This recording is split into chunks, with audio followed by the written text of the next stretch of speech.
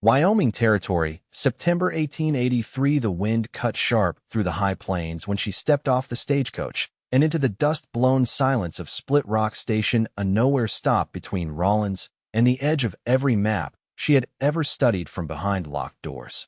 Her name was Virginia Nolan, 23 years old, and her hands shook inside her gloves as she clutched the single carpet bag holding everything she had left. Her bonnet shadowed her face, but her eyes never stopped moving, watching, measuring, ready to bolt if she had to. She had not eaten in 2 days. The cowboy was leaning against a fence rail, arms crossed over his chest, hat tipped low. He had the kind of stillness that came from knowing the land better than people tall, quiet, sun-browned. His name was Preston Shaw, and he had not meant to be there at all. But his horse had thrown a shoe the day before, delaying him on the way back to his ranch 50 miles north. So he stood there, chewing a scrap of jerky, watching the stage dust settle, and he saw her. Noticed her clothes first. Too fine for a place like this. Silk hem torn, gloves stained, shoes made for drawing rooms instead of dirt. Then he noticed the fear. She looked around like every man was a threat. She stepped away when the station agent brushed past her. And then her eyes landed on Preston. They held. Not long, not fast, but enough. He straightened, walked over slow. You waiting on someone? She hesitated. No, you headed somewhere? Her lips parted, then pressed shut. Away. He nodded once. I have a ranch. About a day's ride north. Big room. Clean bed. You can sleep there tonight. She blinked. Why? I do not like the way the men here look at you. Come if you want. No strings. She studied him. The way he did not shift under her stare. The way he did not reach for her, did not smile too wide. Her heart beat hard against her ribs. I will come, she said, voice steady. They rode out before the sun sank, her behind him on his spare horse. He did not ask anything until they stopped to water the horses near a creek. She had not spoken much, just given a false name at the station, and nothing since. You running from someone? She looked up sharply. My husband, she said. He locked me in the attic of our house outside St. Louis. Said I was sick. Would not let me see anyone. He took the doors off my wardrobe. Said I did not need dresses anymore. Just nightgowns. Preston's jaw tensed. How long? 2 years. He looked away. And you got out. She nodded. Housekeeper took pity. Left the door unlocked one night. I climbed out a second-story window. Rode one of the stable Mares to the train station. You are the first person I have told. He nodded. I will not tell anyone else. Virginia looked at him a long time. Why are you helping me? He shrugged. I do not like cages. Not for animals. Not for people. They rode another hour, then camped under a bluff. He gave her the bedroll and sat by the fire, quiet. She watched him from across the flames. You live alone? Yeah. No wife. No children. No. Just me and the cattle. She lay down, staring at the stars. Thank you. He nodded. Sleep. Tomorrow's ride is longer. The next day they rode into the valley where his ranch sat tucked between red cliffs and cottonwoods. Wide pastures, a winding stream, a barn with a slanted roof. The house was one story with a porch that sagged a little in the middle, but it was clean, warm. He helped her down from the horse. You can sleep in the big room, he said, leading her inside. She walked in slowly. Wood floor, stone fireplace, a worn armchair, a kitchen with polished counters. He opened a door to the right. It was sunlit. Wide bed, fresh quilts, a window facing the hills. I will get water for a bath, he said. Clothes might be a bit big. Belong to my sister. She passed on. Virginia turned. She lived here. Yeah, before the fever.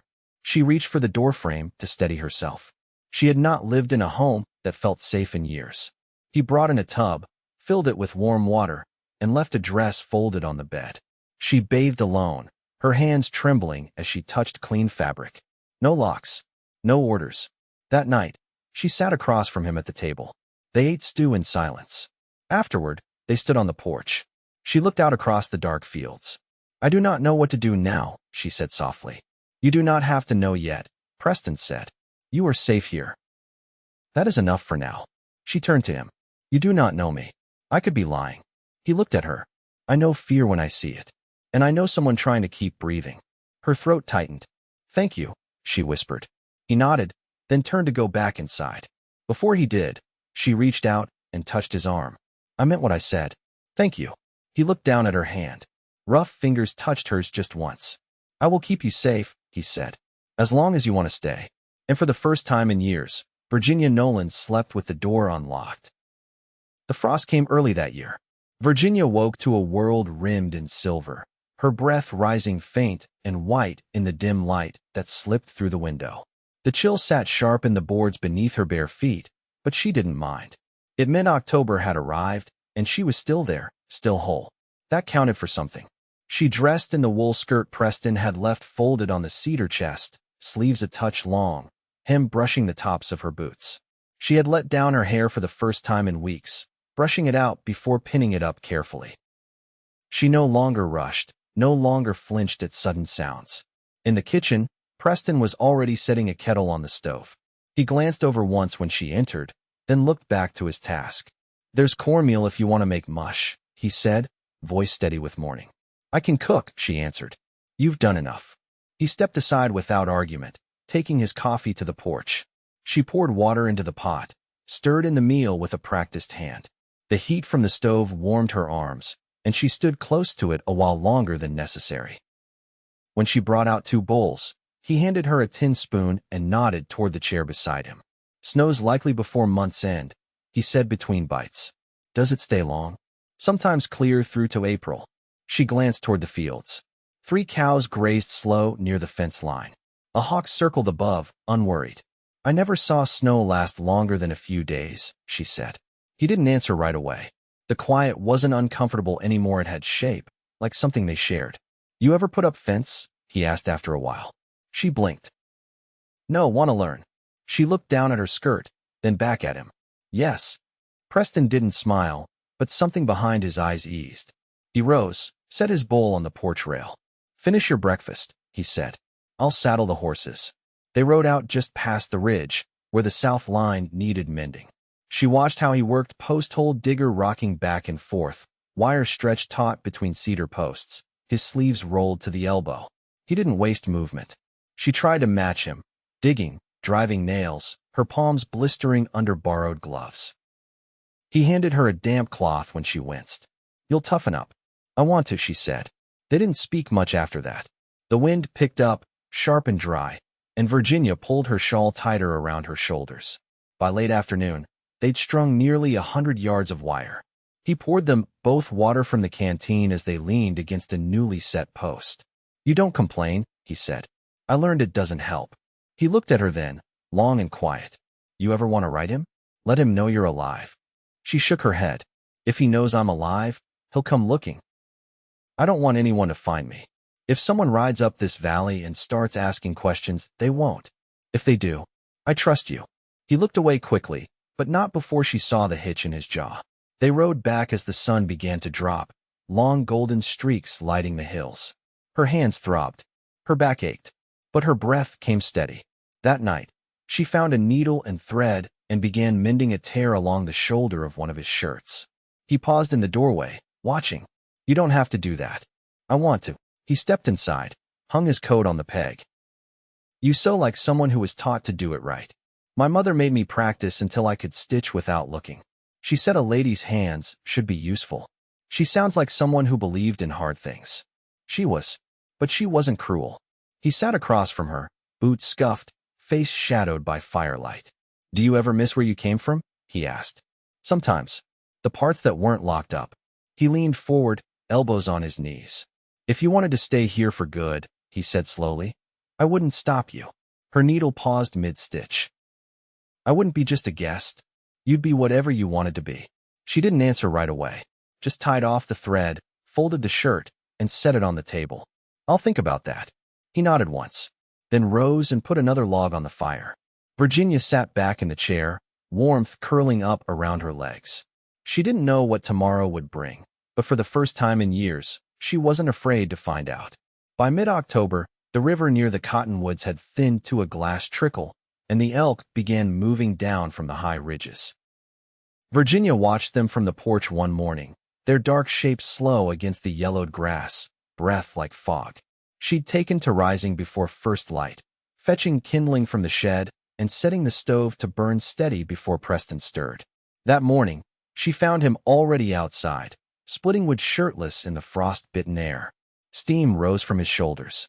The axe met the block with practiced rhythm, and she stood quiet a moment, watching. He didn't speak when he saw her, just nodded toward the stacked logs. "There's a bull down near the southern edge," he said. "Could feed us through the freeze, if I can get close enough." She stepped off the porch. "I want to go." His brow lifted. "You ever tracked game?" "No, but I can learn." He didn't answer, just picked up his shirt, slung it over his shoulder, and walked back toward the house. They left after breakfast, rifles slung across their backs, saddle blankets rolled against their hips. Her legs had learned the rhythm of the trail, and she no longer gripped the reins like they'd be pulled from her hands. They rode quietly, the wind stiff with the scent of pine and cold stone. At the edge of a dry ravine, he dismounted and tied the horse to a low branch. She followed his lead, crouching behind a cluster of scrub. He pointed toward a break in the trees. "There," he said low. "See the tracks?" She leaned in, knees pressed into the dirt, eyes scanning the ground. The hoofprints were wide, deep, spaced far apart. "He's alone," Preston murmured. "Older. Might be injured." They moved slow, step by step, avoiding dry leaves and brittle twigs. Virginia's breath came shallow, each sound sharp in the stillness. When they reached the edge of a clearing, he motioned her down. The bull stood just beyond the brush, ribs marked with old scars, one antler crooked at the base. Preston raised the rifle, waited. The shot rang clean and sharp. The elk dropped without a sound. Virginia stood frozen, her heart pounding. "You all right?" he asked, lowering the barrel. She nodded. "It's different than I thought." "How?" "It feels like a prayer. It lived. Now it feeds us." He studied her face, then handed her his knife. "We'll dress it here." She knelt beside him, hands steady as he guided hers, showing her where to cut, how to keep the hide clean. Blood soaked into the earth, and she didn't flinch. They worked side by side until the sun passed overhead and the air warmed enough to draw flies. Back at the ranch, Preston salted the meat while she boiled water for jars. They worked without words, a rhythm carving itself between them. That night, he brought a crate of empty jars into the kitchen, setting them down with a grunt. "You sure you want to help with this?" "Long work." "I like long work," she said, tying her apron. He handed her a cloth. "You ever do this before?" "No, but I've read about it." He raised an eyebrow. "Books'll only take you so far. Then teach me." Later, while the jars cooled, she poured them both cider. He leaned back in his chair, rubbing the ache from his wrists. "You always that stubborn?" he asked. She sipped slowly. "Only when I want something." He looked at her then, really looked. "What do you want?" She set the cup down. "To belong somewhere." His gaze held hers. "You do." Silence stretched, but not the kind that asked to be filled. Just the kind that settled. "I was going to leave," she said finally. "First week here. I had a plan. I figured. You didn't stop me. I didn't want to make you stay. I thought I'd die if I stayed in one place long enough. You didn't." "No." She stood, walked to the hearth, and looked down at the fire, arms folded tight. "When I was small, I used to think I'd live in a house with shutters and a garden. I'd keep bees, bake bread." Preston stood too, slower. "That's not too much to want." "I thought it was." He stepped closer. "It's not." She turned, eyes shining but dry. "When I think of that life now, I think of this place. Of this kitchen. This chair. You." His voice was rougher when he spoke. "If you stay, it's not out of debt. Not because you're hiding. You stay because you want to." "I do," she said. The space between them closed quiet. He touched her cheek, just once, with the back of his hand. "Then stay." She leaned into the touch, eyes closing. "I will." A hard freeze settled in before the end of the month. At dawn, the pump handle stuck to Virginia's fingers if she didn't wrap it first with cloth, and the chickens had to be coaxed from the coop with warm mash. She stuffed scraps of wool into the window cracks and sewed flannel linings into her skirts by candlelight. The valley had gone quiet, the kind of quiet that comes before winter drops its full weight. One morning, a sharp rapping came at the door just after sunrise. Preston opened it with his rifle in hand, but it was only Thomas Rayner, a cattleman from the next valley over, bundled in a duster and with his hat rim glittering with frost. "Mule through a shoe," Thomas said. "I was headed for Elk Hollow, but I don't think I'll make it before dark. You mind if I warm up?" Preston stepped aside. You can stable the mule here. Fire's going. Thomas nodded his thanks and stepped inside, stomping the snow from his boots. His eyes flicked to Virginia, who stood at the stove. You've got help now, he said, directing it to Preston. I do. That your wife? No. Virginia answered before Preston could. But I live here. Thomas gave a slow nod, then looked back to the fire. Got word from the telegraph boy in Rollins. Some fella came through 2 days ago, asking after a woman. Said his wife had run off. Claimed she was touched in the head. Offered coin for any news. Preston's shoulders didn't move, but Virginia saw the way his fingers curled tighter around the edge of the table. Name? Preston asked. Didn't give it. Just said he was a physician. Had a letter from a judge, looked official. Virginia stepped away from the stove, hands damp from the dish rag. Did the boy say where he went? North, toward Casper. But said he'd be back through in a week. Preston met her eyes. You need to think about what you want to do. She didn't hesitate. I want to stay. Thomas looked between them. Man sounded sure she'd come this way. Might not be long before he's knocking on every door between here and the Wind Rivers. Preston turned to Virginia. There's a root cellar out past the barn. No one knows it but me. You can hole up there if we see him coming. I'm finished running, she said. I don't want to hide like an animal anymore. You're not hiding, Preston said. You're surviving. Thomas stood. I'll be gone before noon. But if I hear anything westward, I'll send word. After he left, Virginia went to the back of the house and packed a canvas sack. Not to flee, but to be ready. She placed only what mattered inside her mother's hairbrush, a folded letter from her sister she'd kept hidden in her boot, and the first jar of preserves she and Preston had sealed together. That night, while the wind scraped against the shutters, she sat beside him near the hearth, the fire low and slow burning. If he comes, she said, and tries to take me, I need you to let me speak. I will. I want him to see what he made. I want him to see I'm not broken. You're not. She looked into the flames, her voice steady. I may not ever be a wife again. Not in the way most men expect. I never asked for that. She turned to face him. If I stay, I won't be someone waiting in the kitchen. I'll mend fences. I'll ride the herd. I'll do every hard thing this land calls for. He reached across the space between them, his hand resting over hers, calloused, warm, real. I'd have you no other way. Her breath caught at the base of her throat, but she didn't pull away. I didn't know a man could see me and not want to change me. I don't want to change you. I want to stand beside you. She leaned into him, slowly, and he let her. Their foreheads met, and the silence that filled the room was not empty, it was full of every word they hadn't yet spoken, but would. When she finally pulled back, she looked him in the eye. If he comes, I won't run. Preston nodded. Then I'll be right here with you. And in that moment, the fear that had clung to her like smoke began to thin. Not gone, but no longer in command. The snow came during the night, soft and steady, blanketing the valley in silence. Virginia awoke to the hush of it, the kind of stillness that held its breath. From the window, the hills had disappeared beneath a smooth white skin, and smoke from the chimney curled slowly into the pale sky. She found Preston already outside, sweeping the porch with the edge of a grain sack. His coat was buttoned to the throat, breath clouding with each motion. She stepped into her boots and joined him, tucking her hair into a scarf. The tracks are all gone, she said. He glanced toward the ridge. Won't be easy to follow anyone now. That buys us time. She nodded, eyeing the horizon. Do you think he'll come anyway? If he does, we'll see him. Wagon wheels don't roll quiet through snow. They worked through the morning, checking the barn roof, bringing in firewood, bedding the animals deeper. Virginia moved with calm purpose, her mind sharp with the knowledge that preparation was a kind of defense. By noon, the sky had cleared, and the sun glinted off the drifts like crushed glass.